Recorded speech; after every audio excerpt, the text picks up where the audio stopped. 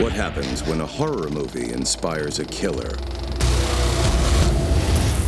In late September 2006, Idaho teenager Cassie Stoddart finds herself trapped in a real-life horror film inspired by the movie Scream. She's house sitting alone. The power goes out, and there's a masked killer hiding somewhere in the dark. She'll be stalked. Who's there? She'll be terrorized. She'll be stabbed 29 times. The elements of Scream are all there, and it's all happening to Cassie Jo. Well, it's startling. You have a copycat crime, but you also have these details which really do mirror the film. I really pondered on what kind of animal could come in and do this to her. Who made a teenage girl scream for the very last time? Who is the Scream copycat killer?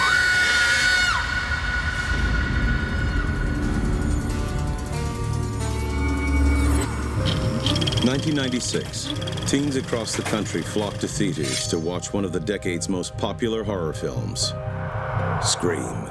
The movie was wildly popular, did over $100 million at the box office, and made huge stars out of the cast. But what it really did was blur the lines between reality and fantasy within the movie itself. In the movie, a psychopathic killer wearing a ghost face mask terrorizes a town and targets a young teenage girl. A decade later, a real-life psychopath copies Scream by terrorizing and ultimately murdering 16-year-old Cassie Stoddart. Cassie Stoddart had been stabbed close to 30 times. For some reason, sometime that weekend, an assailant in a white mask, just like in the movie Scream, targeted, stalked, and murdered her. I've certainly been involved in several homicides and investigations, and this one was, particularly brutal. Over the next 5 days, detectives Andy Thomas and John Gansky will use a combination of police interrogations, skillful sleuthing, and the discovery of a bloody bag of evidence to ultimately solve this brutal murder. I really pondered on who could do this to her. What kind of animal could come in and do this to her? What kind of person were we going to be finding during the investigation? On December 21st, 1989, Cassie Stoddart is born in Pocatello, Idaho. Brought up in a warm and loving home, Cassie loved animals and dreamed of becoming a lawyer. All the information we ever received concerning Cassie was that she was a good person, she was a good student, and she was just, genuinely kind to everyone. As a high school junior, Cassie plans for college and a future filled with possibilities. Hey, look, it's Cassie. Hey, look, hello, Cassie. This home video is recorded on Friday morning, September 22nd, 2006. Say hi, please. Hi. Okay, see ya. Cassie had agreed to house sit for her aunt that weekend. Unfortunately, she will not survive the night. Cassie relatives discover her body Sunday morning when they arrive home from the weekend away. The distraught family calls police, who quickly begin to scour the crime scene for forensic evidence. Initially on the scene, we didn't have a whole lot of evidence. A lot of robbery scenes that we'll go to, you'll see where drawers have been pulled out, cupboards have been gone through. Things like that are indicators that somebody is looking for valuables. This scene is very tidy. It's as if Cassie had been in the living room and had been violently attacked, and the attacker left. The next step is to try to retrace the last few hours of Cassie life. They discover that she had not been alone Friday night. She was with her boyfriend, Matt Beckham. Cassie and Matt had been dating for about 4 months. Supposedly, they were a happy, typical teenage couple. Still, nearly a quarter of all female murder victims are slain by either their husbands or boyfriends. Once we'd gotten that information, obviously, he became a very serious person of interest. So police question Matt about what happened that fateful Friday night.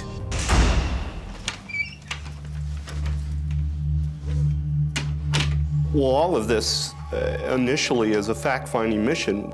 There's certain key elements that we want to know. Obviously, when did he leave Cassie? Did they have a fight? Was there any marks on him? Did I see anything to indicate that he'd been in a fight with her? And kind of a little bit about his character. What is his character telling us? Matt, I need you to help me understand what happened 2 nights ago. Cassie Jo was house sitting for her aunt, and I got there a little after 6. Matt's story about Cassie Jo's last night alive unfortunately begins like the movie Scream. A young girl in a house, all alone.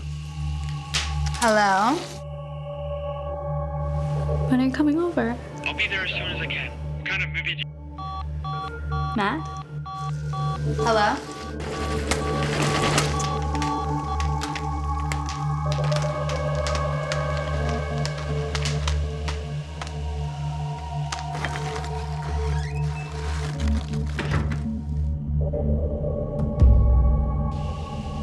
Police don't know exactly when Cassie Jo's night of horror begins.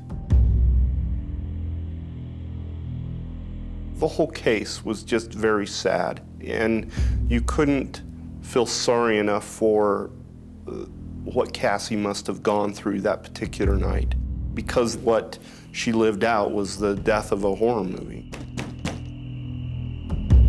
Just like Scream, one of the quintessential movies about a girl being terrorized in the dark.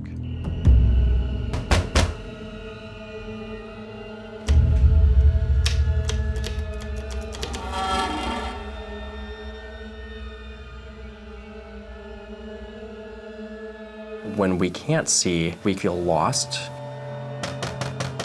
We feel kind of in danger. We feel vulnerable.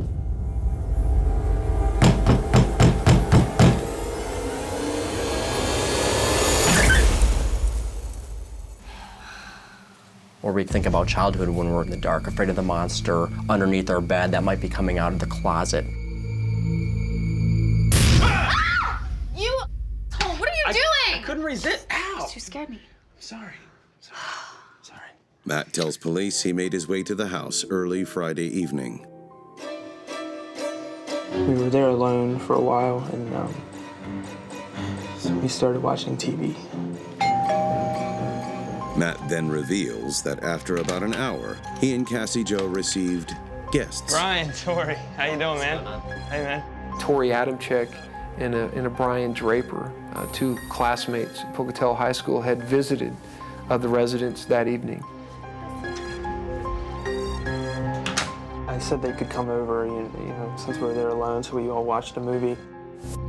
Matt tells police that he and Cassie Jo had invited Brian and Torey to the house that night. And according to Matt, nothing unusual happened.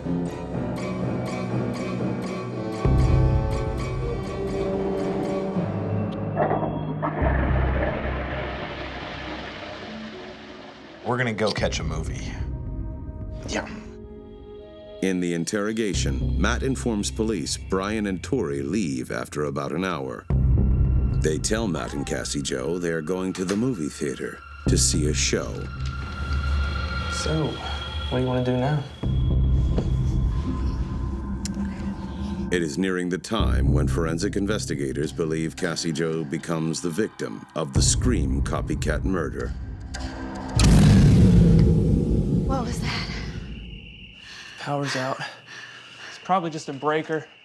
According to Matt, around 10 p.m., the power goes out, plunging the house into darkness. You have a flashlight? Thank you. I can't think of anything more cliche in a horror movie than the power going out. But you know what? It really did. Where are you going? I gotta go pop the breaker. It'll take 2 seconds. Are you crazy? Don't leave me here alone. Do you want to come to the creepy basement with me? Here. Take my lighter. You'll be fine. Okay? I'll be right back.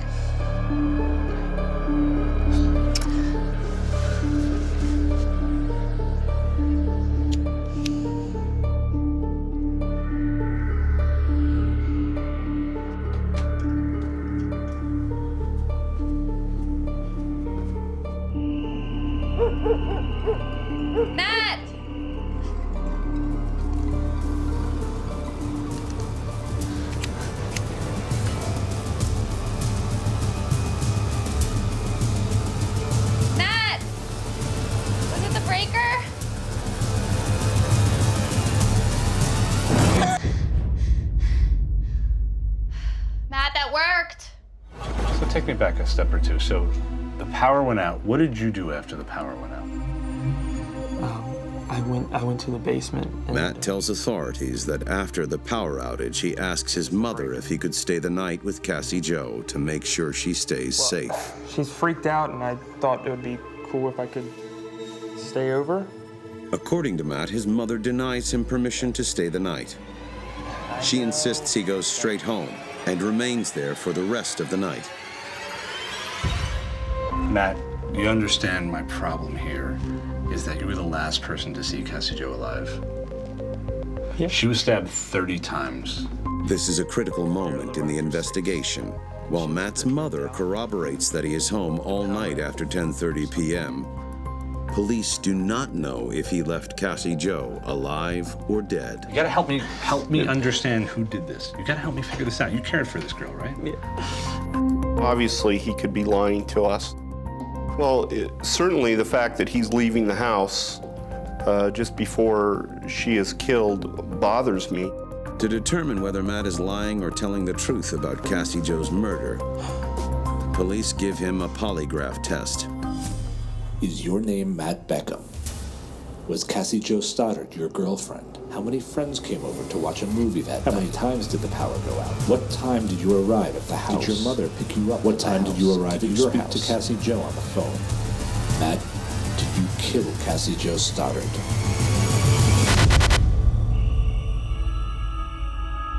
Is Matt Beckham the copycat killer? Police will eventually discover that what happens to Cassie Jo next is like a scene straight out of the movie Scream.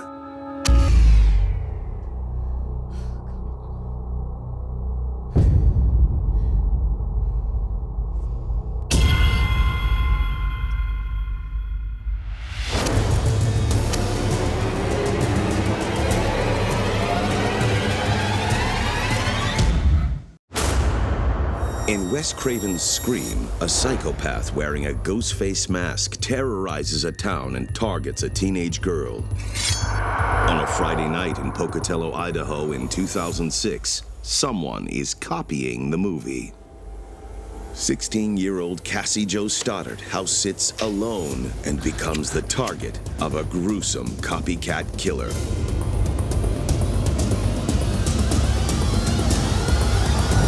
I hear people say it all the time. I feel like I'm in a horror movie. Well, 16-year-old Cassie Jo, she really was. Scream was the blueprint and Cassie Jo, the victim. In the aftermath, police question the last person to see Cassie Jo alive. Boyfriend Matt Beckham. The first suspect in the movie Scream is also the boyfriend. You have a copycat crime, but you also have these details which really do mirror the film. Matt insists he went straight home after visiting Cassie Jo and remained there for the rest of the night. To determine whether Matt is telling the truth, police give him a polygraph test. You know, I felt that we were going to get the truth out of him, one way or the other. Is your name Matt Beckham? What time did you arrive at the house? Did your mother pick you up from the house? What time did you arrive at your house? Did you kill Cassie Jo Stoddart? The results are definitive. Matt Beckham is telling the police the truth. He did not kill Cassie Jo. It obviously became paramount that we go talk to the other two individuals who'd been at the house with him. Police next turn their investigation towards teenagers Brian Draper and Torey Adamcik. Both boys are classmates of Cassie Jo and Matt, and both had spent time in the house the night of Cassie Jo's murder. It's time for them to recount their sides of the story. Brian, what happened 2 nights ago? I don't know. My friend Torey picked me up, drove me over to Cassie's house. Hey, Brian, Torey, how you doing, man? Brian and Torey both say they arrived at the house around 8:30 p.m. on Friday night. Brian told us that they were just hanging out with them. Where's the bathroom? They had watched a movie and that they had eaten popsicles and just kind of general activity for young teenagers. Yeah, we're gonna go catch a movie. We left to go watch a movie at the theater, and then we went home and went to bed. Bye. So far, the boys' version of events lines up with what Matt had told police. And they have rock-solid alibis. Ticket stub evidence of the trip to the movies. So who is in the house that night, imitating the movie Scream?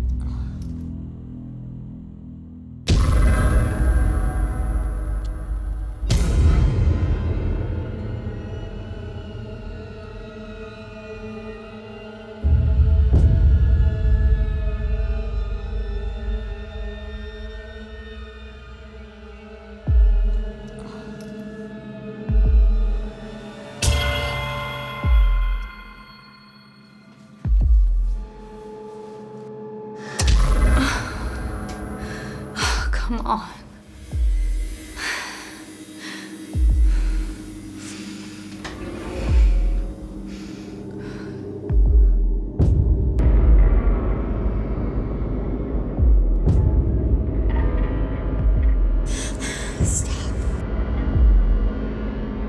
Stop.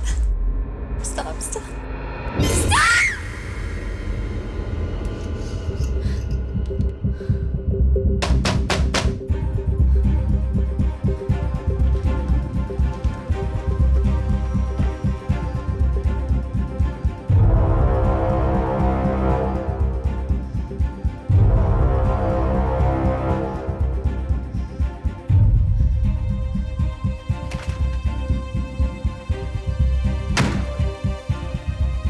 Hello? Who's there?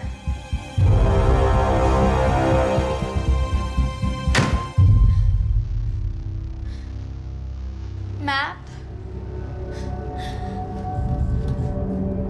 But at around 11 p.m., Matt Beckham is at his home. And Brian and Torey are across town at the movie theater.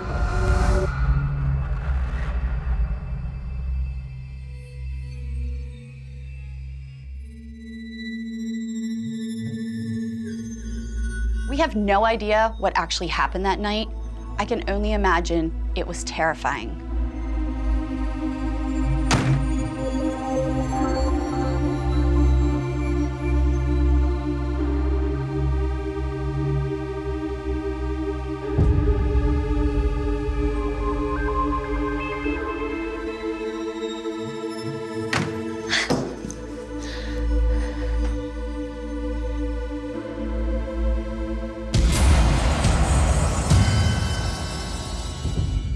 Police have interviewed the last 3 people to have seen Cassie Jo alive, and all have alibis.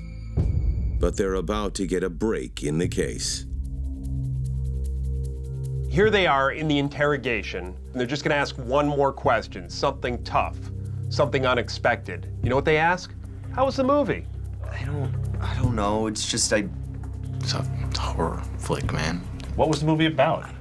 I couldn't tell you. Who was in the movie? I just remember being really bored. They've got ticket stubs, they've got the perfect alibi. There's only one problem here. These film geeks can't tell them anything about the movie. There is something wrong here. You can't tell me anything about this movie? It was 2 nights ago. You're a film guy. What 16-year-old kid, I mean, we're talking the night before, doesn't remember what movie you went to? That's ludicrous. It's not going to happen. How could you sit here and not be able to tell me what the movie was about? This is our problem. I do not believe your story. What aren't you telling me, Brian? All right. So we didn't see a movie. I'll be darned if he doesn't come back with, you're right. It is a lie. I was lying to you because I was doing something very bad. What did you do?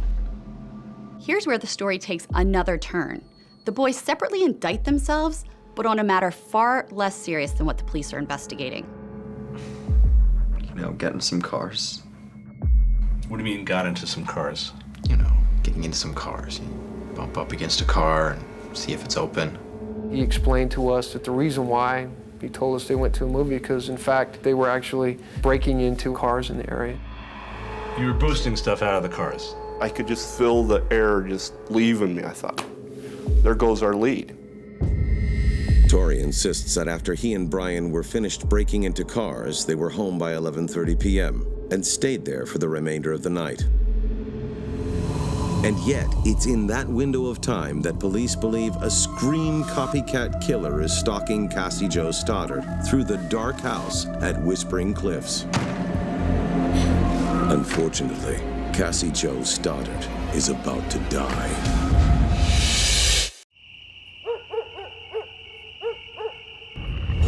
At 11 p.m. on September 22nd, 2006, teenage house sitter Cassie Jo Stoddart finds herself alone in a strange house. The power is out, and strange noises are coming from the basement. Little does she know, she is being stalked by a masked killer in a scene reminiscent of the movie Scream. If the killer was imitating Scream, who knows what kind of terror Cassie Jo must have suffered. Imagine Cassie Jo in the dark. She cannot see. She's hearing noises. And anxiety, fear, panic, and chaos has completely kind of set in for her at that point.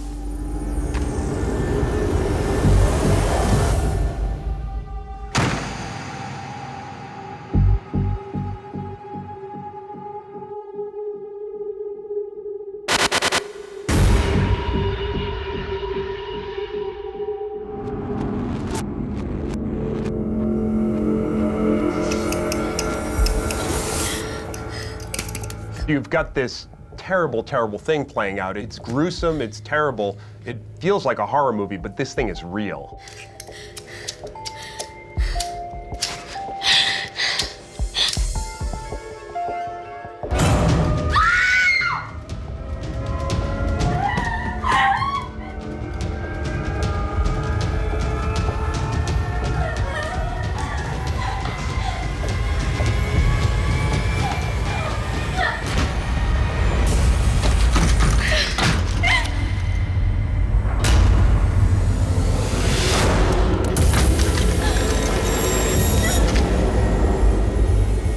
Cassie Jo Stoddart will eventually be stabbed 29 times. Really, all we had thus far in the investigation was people that had been with Cassie shortly before her death. Boyfriend Matt Beckham has been cleared with a polygraph test. The investigation next turns to two high school juniors, Brian Draper and Torey Adamcik. We don't know how they play into this. We just had to keep interviewing them and finding as much evidence that we could. At first, the boys say they are at the movie theater. Then they change their story and admit to breaking into cars in downtown Pocatello. If the boys say that they were breaking into cars between 10:30 and 11:30 p.m., then we have to look into it, because maybe they were just breaking into cars.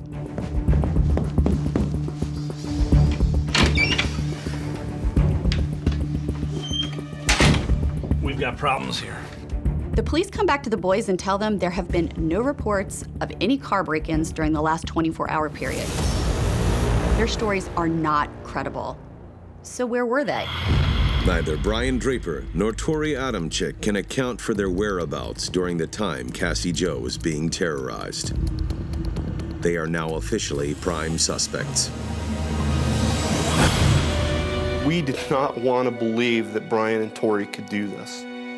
But we couldn't ignore not only that they're lying to us, but they're lying to us at the exact time frame that we believe Cassie is killed. Circumstantial evidence points to Brian and Torey. They turn to the forensic pathologist. Thanks for seeing us. There are certain things that take place on a corpse that we couldn't possibly know. I look at the wounds on her chest. Talking with pathologists, we were able to determine that Cassie was stabbed a minimum of 29 times. Right. We asked him if he could tell us what caused the injuries to Cassie, and he specifically could see two different type of knife patterns on her body.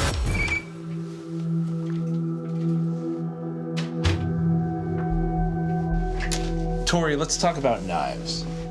You like knives? I hear you collect them. I have 3 knives. You have one Friday night? No. The autopsy shows Cassie Jo's wounds are caused by a serrated blade and a non-serrated blade. One conclusion is that Torey might have attacked her with 2 different types of knives. Or 2 different types of knives are used by 2 different killers.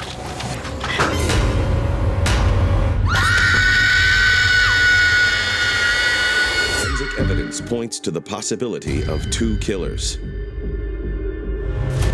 Between the combination of forensic evidence, Brian and Torey's sketchy story, and vanishing alibi, police are confident the boys know more than they are saying. Our suspicion began to peak. We began to press them in the interview and began to more, aggressively confront them. Sure you didn't circle back to Cassie Jo's house? No, I did not.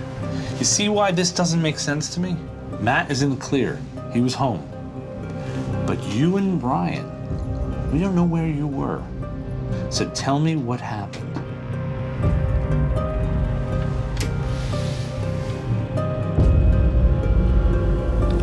Can I talk to an attorney? By law, we are required to not ask him any further questions at this point. Okay.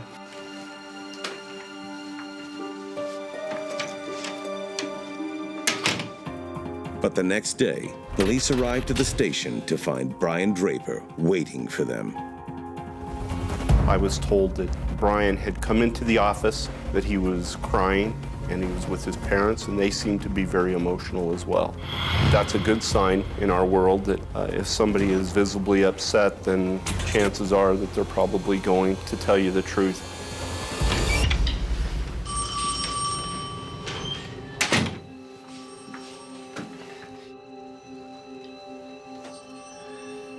Tell me what happened. We didn't go to the movie. Who's we? Torey and me. Uh-huh. We went back to the house. They had left Cassie's house. They had gone down around the corner, and both of them had taken out knives that they had purchased a while back. They went back to Cassie's house. We went in the basement and we put on some masks, like white with stuff on them. I thought it would look cool. Brian tells police that the 2 boys sneak upstairs together, but it is Torey who stabs Cassie Jo to death. Brian says he only watches. I certainly don't believe Brian's version. I believe that the 2 of them killed Cassie. I believe that they're both equally as involved in it as the other person. Despite Brian's admission, detectives cannot make a solid case without physical evidence. The problem that we had was we knew that they'd already been in the house. So some of the evidence that we look for, hairs and fibers, fingerprints, DNA from fingerprints, those kind of things, they were going to be a moot point for us. But the break they need comes during Brian's final interrogation.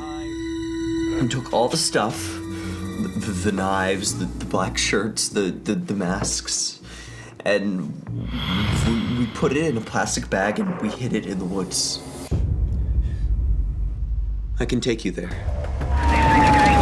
Brian told us where they had gotten rid of some evidence of the crime and buried it in a remote location south of town. The police soon unearth a nightmarish treasure trove of hard evidence.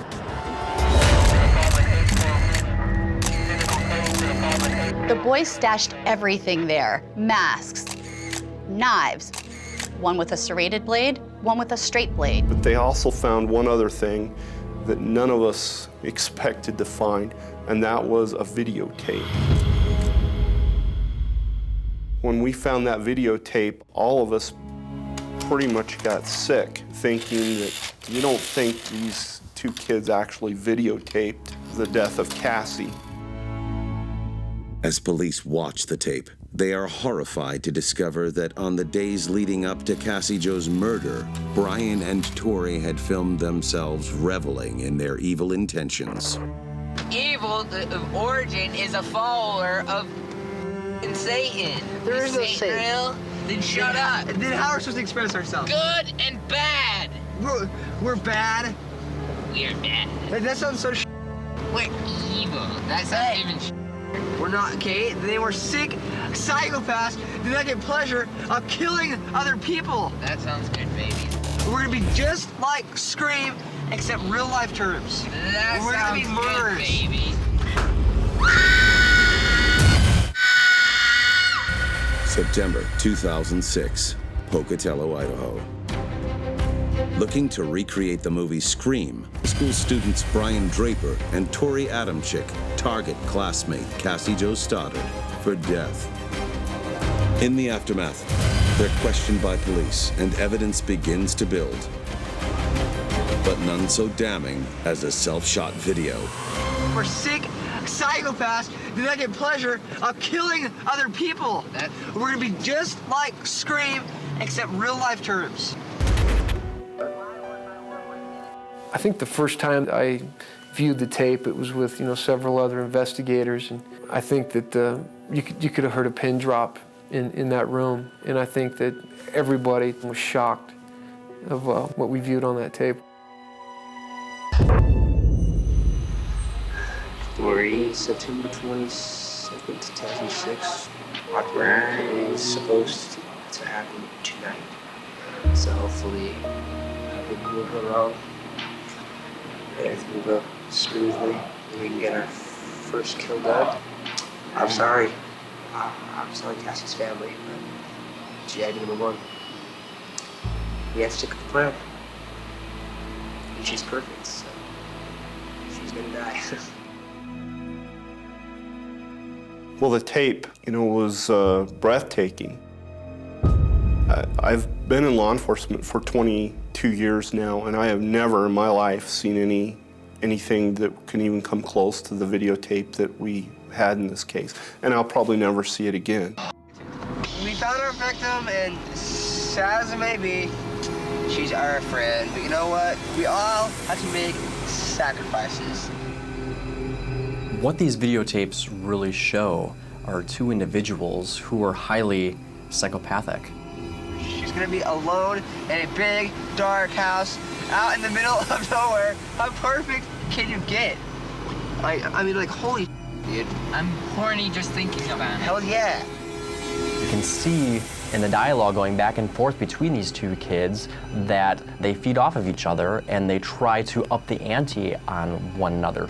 So we're gonna kill her and her friends, and we're gonna keep moving on. It's gonna be extra fun. You're evil. Yes, I am. They have no conscience, or appear to have no conscience, lack of remorse. They get off on killing. And it really speaks to the fact that these are two mentally unstable individuals. As Brian and Torey make their fateful drive toward the house at Whispering Cliffs, their final frightful scene is about to be staged. We're going to make history. People will die. Now we're gonna go over to Cassie and Matt's house. We'll sneak in through the door because chances are they're probably in Cassie's room. So we'll sneak in the front door, we'll make a noise outside, and Matt will come out, investigate, kill him, and it'll scare the out of Cassie. Okay? Well, Sounds like fun. Where's the bathroom? Down the hall.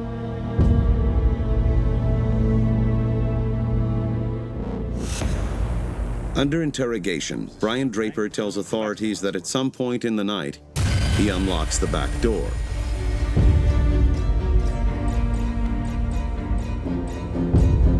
Around 9:30 p.m., Brian and Torey announce they're leaving for the movie theater. Brian and Torey say they're going to the movie theater, but really, they just circle the block and double back. the time is 9:50. At that point, they start videotaping again. Unfortunately, we have the grueling task of killing our two friends, and they are right in that house just down the street. We just talked to them. We were there for an hour. But We checked out the whole house. We know there's lots of doors. There's lots of places to hide. I unlocked the back doors, so it's all locked. Brian and Torey turn off their video camera and sneak into the basement.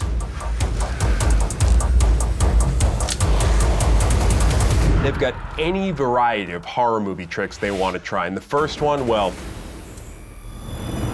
kill the power.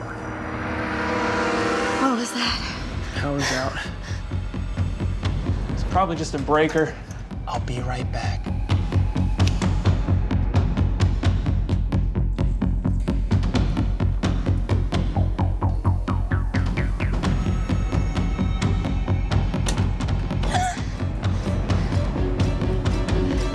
That worked.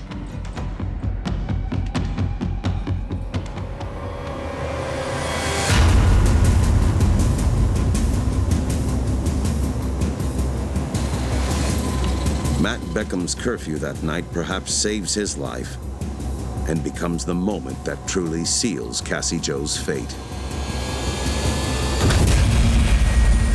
Made bold by the fact that Cassie Jo is now alone, Brian and Torey have the opportunity to continue their horror movie terror tactics.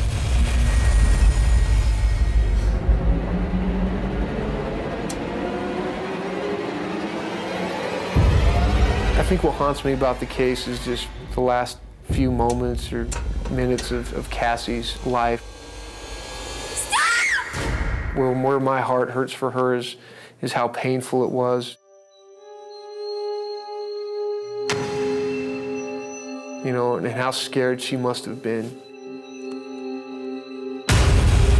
right before she lost her life. And, you know, I often think of that, about how did she feel, you know, how scared must she have been before this happened.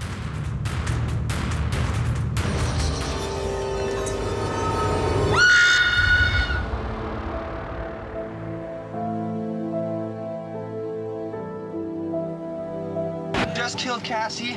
We just left her house. This is not a joke. I'm shaking. I stabbed her in the throat, and I saw her lifeless body just disappear. Dude, I just killed Cassie. On September 22nd, 2006, in Pocatello, Idaho, Cassie Jo Stoddart is stalked, terrorized, and ultimately murdered. The killers are two of Cassie Jo's friends, Brian Draper and Torey Adamcik. And they're copying the movie Scream. The damning evidence lies in their ghastly homemade horror film. We just killed Cassie. We just left her house. This is not a joke. I'm shaking. I stabbed her in the throat, and I saw her lifeless body just disappear. Dude, I just killed Cassie. That felt like it wasn't real. I mean, it went by so fast. We gotta get our act straight. It's okay. Okay, let's buy movie tickets now. Okay. Come on, everybody. No. Goodbye. With a confession and forensic evidence linking two different knives to two different stab wounds on Cassie Jo's body, police arrest Brian Draper and Torey Adamcik. During the trials that follow, the people of Pocatello try to find a deeper meaning behind the crime, but no clear motive is ever revealed. End of Scream, Billy and Stu are revealed to be the killers. And they're asked, what's the motive? We don't need a motive. Hannibal Lecter didn't have a motive. Norman Bates didn't have a motive. Like Billy says, it's scarier when there's no motive, Sid. Sadly, that's probably the same thing that Brian and Torey would have said. So we might not know exactly why Brian and Torey killed Cassie Jo, but we might begin to think that they committed this murder for a sense of fame, for a sense of notoriety. I've always wanted to make a mark on the world, so this is a good way to do it. To be that front page media story. Scream was a huge hit, and to some degree, these two individuals wanted to copy what they saw in that film and be kind of their own stars in their own way. Both Brian and Torey testify that the murder had always been the other's idea. They turn on each other just as the killers in Scream do. And their defense lawyers argue that the videos were only make-believe.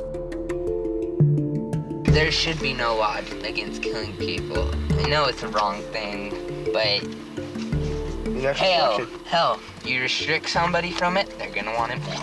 Exactly. What we got to see with Brian and Torey was just how evil they really are.